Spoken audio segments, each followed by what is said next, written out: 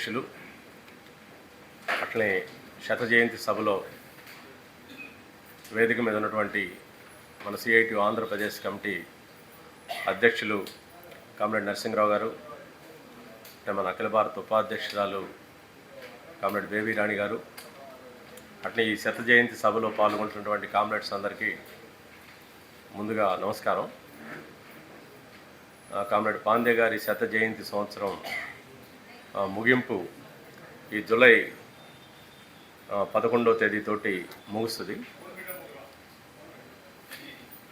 CIT అఖిల భారత committee గత సంవత్సర కాలంగా కామ్రేడ్ పాండే గారి శత జయంతిని ఒక విజ్ఞానదాయకంగా, అట్నే ఒక ఇన్స్పిరేషన్గా, ఒక అంకితభావం కలిగినటువంటి పద్ధతుల్లో పనిచేస్తూ మొత్తం మన కార్యకర్తలందరినీ కూడా ఈరోజు ఉన్నటువంటి వర్తమాన సవాళ్ళని ఎదుర్కోవడానికి తర్ఫీదునిచ్చే పద్ధతుల్లో ఈ శత జయంతి సభలు జరపాలనేది మన కమిటీ భావించింది. బహుశా నేను అనుకోవడం ఆంధ్రప్రదేశ్ కమిటీ కూడా ఈ పూర్వరంగంలో ఇవాళ రేపు ఎల్లుండి ఒక 4 రోజుల పాటు వివిధ అంశాల మీద వర్క్షాపులు, కార్యకర్తల్ని, నాయకుల్ని అభివృద్ధి చేసుకునేటువంటి అవగాహనతో ఈ క్లాసులు, వర్క్షాపులు జరుగుతున్నాయి. మనందరికీ తెలుసు, పాండే గారు ఇక్కడ ఉన్నటువంటి చాలామంది కామ్రేడ్స్ మన రాష్ట్ర మహాసభలకి, అట్లే ముఖ్యమైన పోరాటాల సందర్భంలో పాండే గారితో అనుభవాలు చాలా ఉన్నాయి. ఆయన మొదటి తరం ట్రేడ్ యూనియన్ నాయకుడు. స్వాతంత్రోద్యమంలోనే ఆయన పాత్ర ఉంది. 1943లో ఆయన 25లో పుట్టాడు. 43లోనే భారత కమ్యూనిస్ట్ పార్టీ, ఉమ్మడి కమ్యూనిస్ట్ పార్టీలో అప్పుడు యునైటెడ్ కమ్యూనిస్ట్ పార్టీ సభ్యుడిగా అయ్యాడు. ఆయన విద్యాభ్యాసం కూడా, ఆయన డాక్టర్ ఎంకే పాండే అంటాం మనం. డాక్టర్ అంటే ఆయన మామూలుగా మనుషుల డాక్టర్ కాదు. ఆయన పాలిటిక్స్లో, ఎకనామిక్స్లో గోఖలే యూనివర్సిటీ నుంచి డాక్టరేట్ పొందాడు. ఆయన పుట్టింది పూణే, మహారాష్ట్ర. ఏఐటీసీ మనందరికీ తెలుసు, 1920లో ఏర్పడ్డ తర్వాత ఏఐటీసీకి మొదట హెడ్ క్వార్టర్స్, సెంట్రల్ ఆఫీస్లో నేషనల్ సెక్రటరీగా ఉన్నాడు. ఒక మాటలో చెప్పాలంటే భారత కార్మిక ఉద్యమం, అట్లే సెంట్రల్ ట్రేడ్ యూనియన్ దేశవ్యాప్తంగా విస్తరించడంలో దానికి ఒక ముఖ్యమైనటువంటి కాంట్రిబ్యూషన్ కామ్రేడ్ పాండే గారు ఇచ్చారు.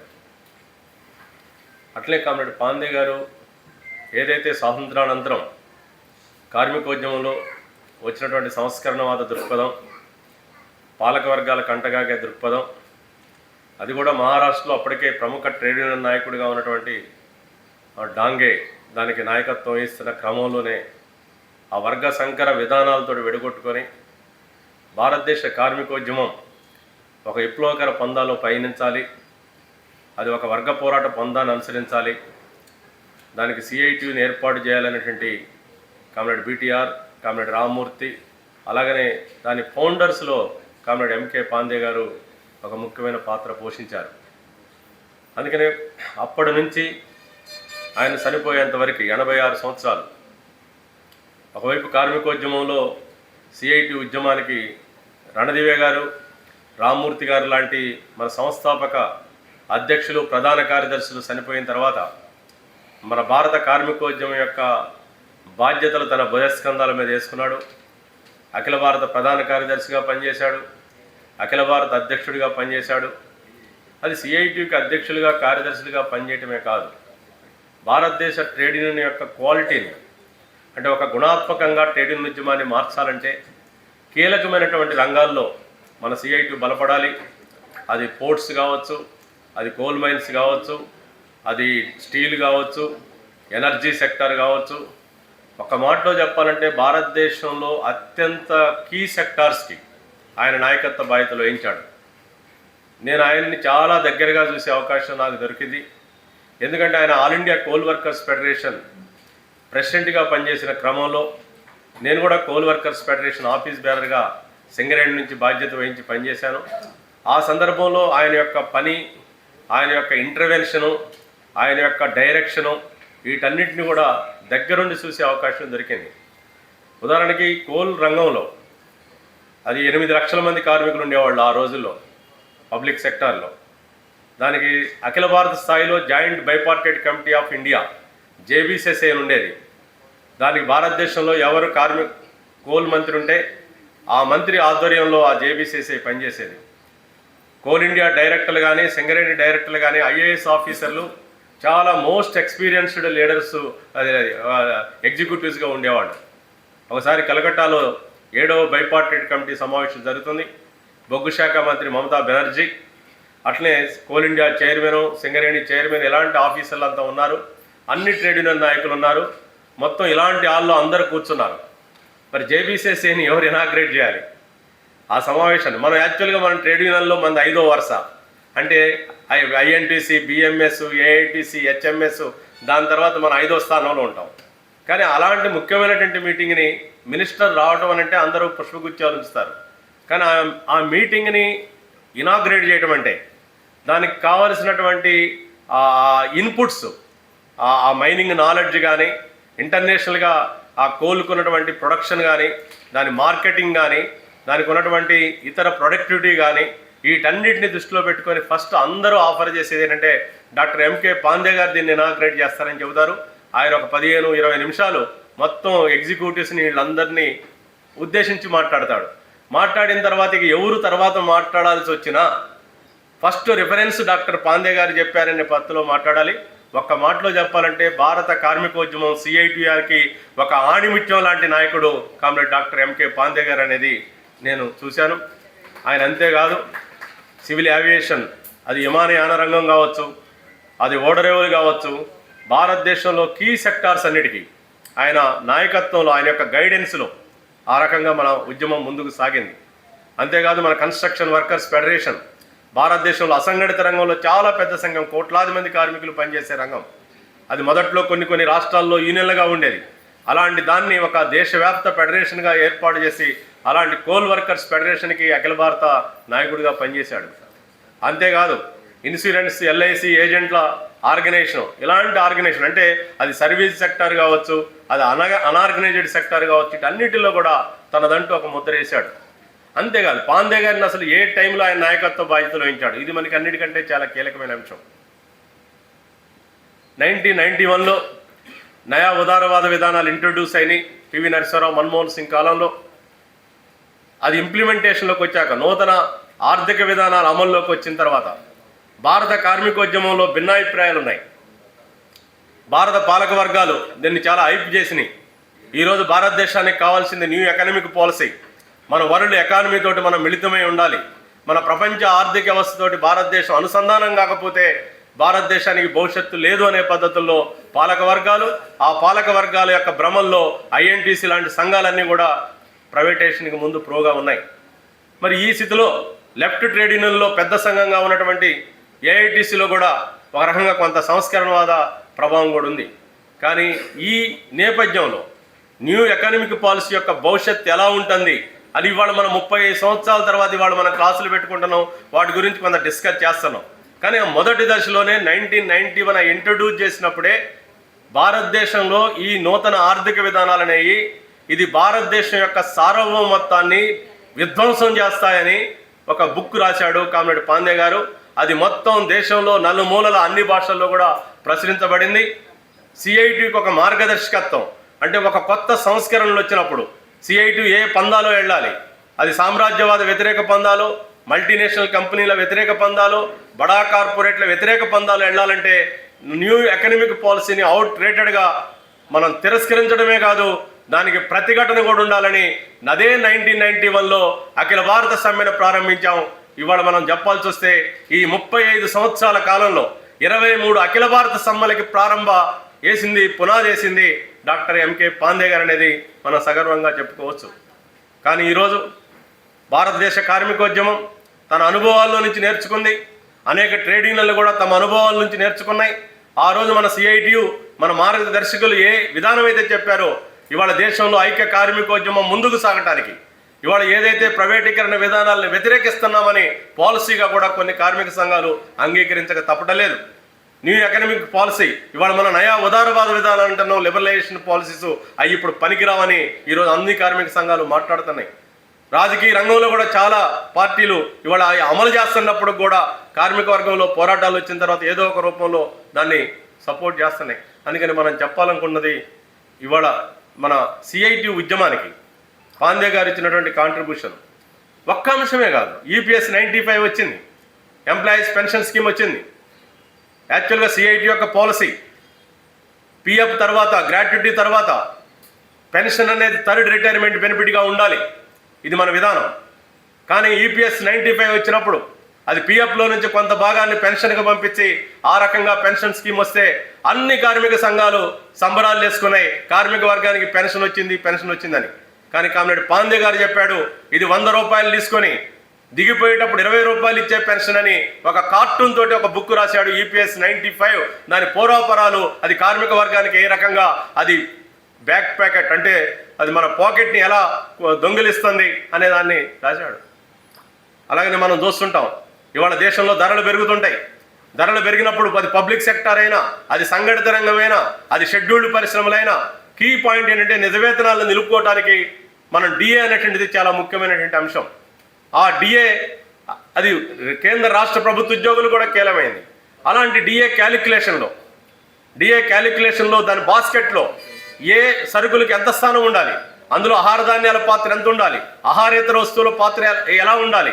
అందుకని కేంద్ర ప్రభుత్వం దగాకోరు డిఏ పాలసీని తీసుకొచ్చినప్పుడు దాన్ని మొత్తం కూడా బహిర్గతం చేసి ఈ డిఏలో జరుగుతున్న మోసాన్ని ఎండగట్టి అది ఒక ఫ్రాడ్లెంట్ అంటే ఒక పెద్ద దగా జరుగుతుందని ఆయన రాశాడు. ఎక్కడి నుంచి వచ్చిందంటే ఒక మాటలో చెప్పాలంటే ఆయన పాలిటిక్స్లో ఎకనామిక్స్లో ఉన్నటువంటి ఆయనకు ఉన్నటువంటి గ్రిప్పు, ఆ గ్రిప్పే ఒక రకంగా భారత కార్మికోద్యమానికి అది అన్ని రకాలుగా దోహదపడింది. అందుకని ఓవరాల్గా కామ్రేడ్ పాండే గారు మన సిఐటికి చాలా కాంట్రిబ్యూషన్ చేశారు. సిఐటి ఉద్యమం మొత్తం అన్ని రాష్ట్రాల్లో ఎక్స్పాండ్ కావడం కోసం గట్టి ప్రయత్నం చేశారు. బహుశా నాకు తెలిసినంత వరకు చాలా రాష్ట్రాలలో జిల్లా మహాసభలకు కూడా వెళ్ళారు కామ్రేడ్ పాండే గారు, యూనియన్ కాన్ఫరెన్స్లకు కూడా వెళ్ళారు. బహుశా నేను ఫలానా అని చెప్పలేను, కానీ నేను ఖమ్మంలో చూశాను, కొత్తగూడలో చూశాను. అట్లా చూసినప్పుడు అంటే మన కార్మిక సంఘాన్ని దేశవ్యాప్త సంఘంగా మార్చడానికి ఒక ప్రయత్నం చేశారు. అంతేకాదు మన సిఐటి అంతర్జాతీయ కార్మిక దృక్పథంతో పనిచేసే ఆర్గనైజేషన్.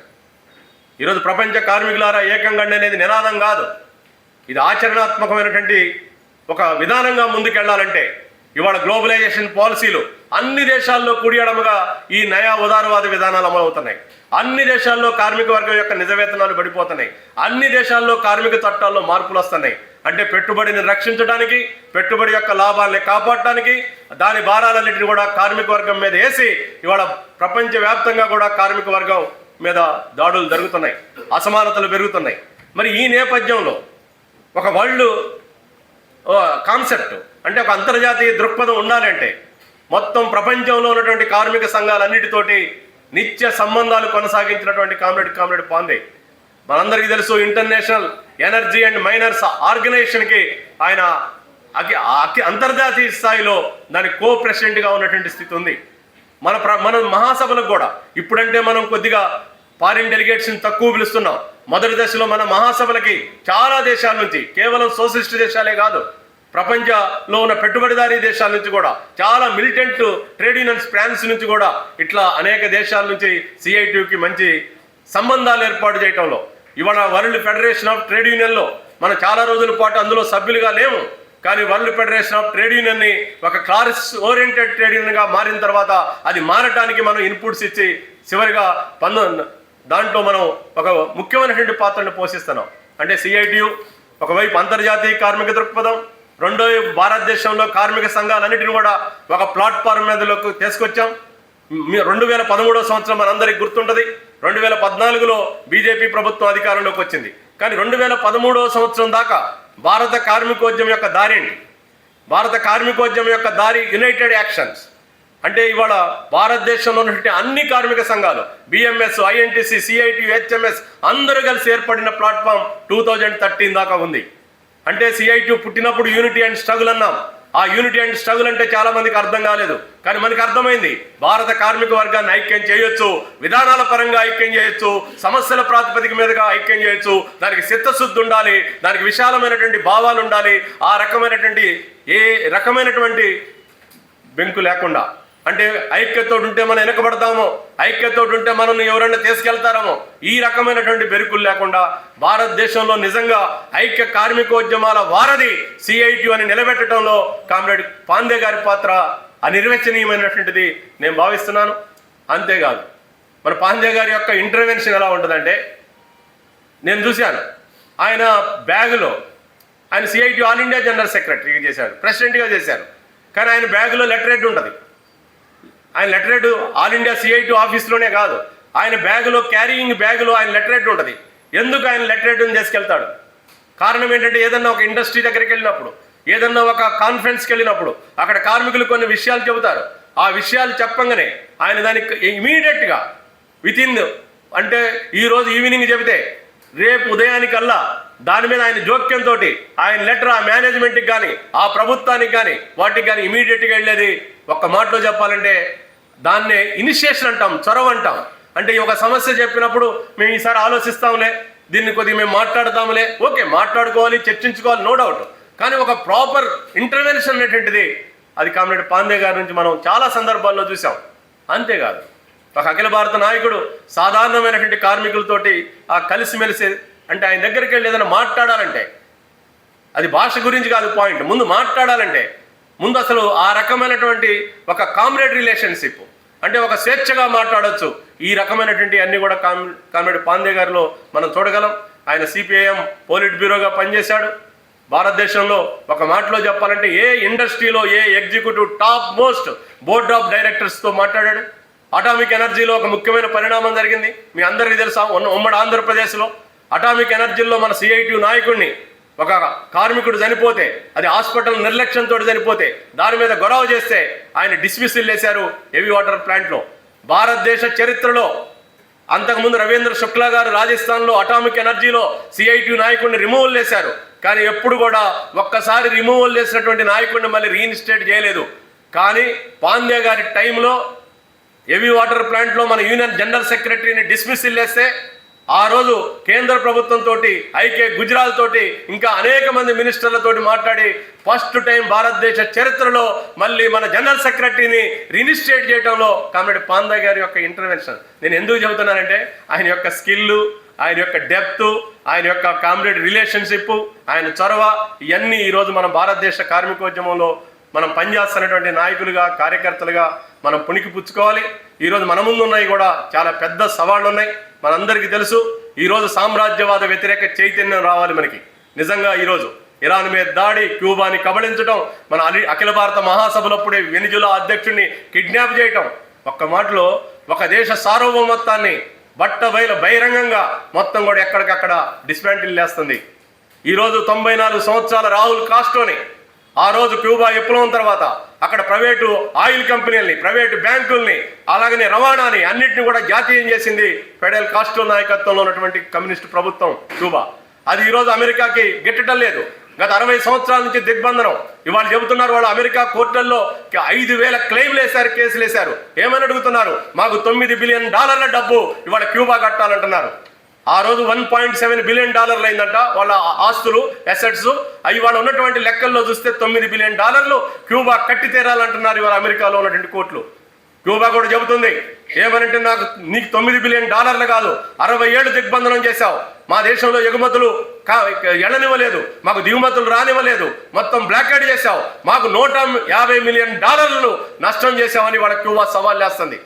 ఇవాళ అమెరికా ఆలోచన ఏంటి? రాహుల్ కాస్ట్రోని తీసుకెళ్ళి 94 సంవత్సరాల వయసులో ఇవాళ అమెరికాలో ఆయన మీద కేసులు మోపి వెనిజులా అధ్యక్షుల్లాగా ఆయన మీద ఇవాళ విచారణ చేయాలని ప్రయత్నం చేస్తుంది. కానీ క్యూబా కోటి జనాభా, వాళ్ళందరూ ఇప్పటివరకు ఈ 60 సంవత్సరాల్లో నేర్చుకున్నటువంటిది, వాళ్ళు తాగింది, తిన్నది సామ్రాజ్యవాద వ్యతిరేక రసాన్ని తాగారు, సామ్రాజ్యవాద వ్యతిరేక చైతన్యాన్ని నింపుకున్నారు. అందుకని ఈరోజు క్యూబా మీద అన్ని రకాల ప్రయత్నం చేస్తుంది. అది ఆర్థిక అంశం కాదు, రాజకీయంగా ఒక సోషలిస్ట్ వ్యవస్థని నాశనం చేయడం కోసం బీజేపీ ప్రభుత్వం కంకణం కట్టుకుంది. ఈ నేపథ్యంలో సిఐటిగా మనం సోషలిస్ట్ సమాజం కోసం మనం పనిచేయాలనుకుంటున్నాం, సామాజిక మార్పు కోసం మన దేశంలో పనిచేయాలనుకుంటున్నాం. అందుకనే మనం క్యూబాకి అంతర్జాతీయ సంఘీభావాన్ని ఈరోజు ముందుకు తీసుకెళ్ళాలి. సామ్రాజ్యవాద వ్యతిరేక చైతన్యాన్ని భారత కార్మిక వర్గంలో నిలపాల్సిన బాధ్యత ఉంది. అంతేకాదు మన దేశంలో కూడా కార్పొరేట్ మతోన్మాద ప్రభుత్వం ఉంది, నిరంతరం కార్మిక వర్గం మీద దాడులు వేస్తుంది. ఇప్పుడు కొత్త రిజిమ్లో మనం పనిచేయాలి. గత 80 సంవత్సరాలుగా స్వాతంత్రానంతరం మనం పనిచేసిన పద్ధతికి, ఇప్పుడు మనం పనిచేయాల్సిన పద్ధతికి, ఈ క్లాసుల తర్వాత మనం ఏ పద్ధతిలో పనిచేయాలి, ఇవాళ కొత్త లేబర్ కోడ్ల యొక్క అమల్లో మనం పనిచేయాలి. అంటే ఒక రకంగా చెప్పాల్సి వస్తే లేబర్ సిస్టమ్ అంతా మారిపోయింది. ఈ మారిపోయిన క్రమంలో మనం పనిచేయటం అనేది ఒక సవాలు. మరి ఈ సవాల్ని ఎలా స్వీకరిద్దాం? దీనికి ఒకటే మార్గం CIT చెప్పింది. CIT అఖిల భారత కమిటీ, మన విశాఖపట్నం మహాసభ చెప్పింది. మనం ఈరోజు నేర్చుకోవాల్సింది ఒకే ఒక ముఖ్యమైన అంశం, మనం రెసిస్టెన్స్, ప్రతిఘటనకు సిద్ధం కావాలి. అది ఫ్యాక్టరీ కావచ్చు, అది ఎక్కడైనా యాజమాన్యం కావచ్చు, ప్రభుత్వం కావచ్చు. ఎందుకని పార్లమెంటులో చట్టాలు ఆమోదం పొందినాయి. రేపో మాపో రాష్ట్ర ప్రభుత్వాలు రూల్స్ ఆమోదిస్తాయి. ఎందుకంటే ఆల్మోస్ట్ డబుల్ ఇంజన్ సర్కార్లే ఉన్నాయి. కేంద్ర ప్రభుత్వం యొక్క విధానాల్ని ఒకవైపు కాంగ్రెస్ ప్రభుత్వాలు కూడా అమలు చేస్తున్నాయి, కర్ణాటకలో, తెలంగాణలో. అందుకని ఆల్మోస్ట్ ఉన్న ఒకే ఒక బేసిన్, మన బేసిన్, లెఫ్ట్ బేసిన్ దెబ్బతిన్నది. కేరళలో మనం ఓడిపోయాం. అందుకని ఇప్పుడు మనకి ఇంకా దేశంలో ఎక్కడ చూసినా ఈ 50 సంవత్సరాల తర్వాత ఉన్నటువంటి ఆఖరి బేసిన్ కూడా దెబ్బతిన్న తర్వాత ఇక కార్మిక వర్గానికి ఉన్నటువంటి మార్గం ఏంటి? ఇక వేరే మార్గం ఏం లేదు. ఓన్లీ స్ట్రగుల్, ఓన్లీ సంఘర్షణ. ఆ సంఘర్షణకి ముందుకెళ్ళాలంటే ఈరోజు కొత్త చైతన్యంతో, అంకిత భావంతో వెళ్ళాలి. అలాంటి అంకిత భావం రావడానికి, అలాంటి చైతన్యం రావడానికి కామ్రేడ్ MK పాండే గారి జీవితాన్ని మనం అధ్యయనం చేస్తే, ఆయన అనుభవాలను మనం ముందుకు తీసుకెళ్ళగలిగితే మన రాబోయేటటువంటి కాలంలో ముందుకెళ్ళొచ్చు. ఇవాళ గోవా ఒక రాష్ట్రంగా ఏర్పడ్డది. ఎలా సాధ్యమైంది? గోవా విముక్తి పోరాటంలో కామ్రేడ్ పాండే గారు ప్రత్యక్షంగా పాల్గొన్నారు. అంటే ఒక జాతి, ఒక రాష్ట్రం విముక్తి కోసం జరిగిన పోరాటంలో. అందుకని ఈరోజు భారతదేశ కార్మిక వర్గ విముక్తి కోసం జరిగే పోరాటాల్లో సమరశీలంగా మనం ముందుకు సాగుదాం. అదే కామ్రేడ్ MK పాండే గారికి ఇచ్చే నిజమైనటువంటి నివాళులని తెలియజేస్తూ, జోహార్ కామ్రేడ్ MK పాండే గారు.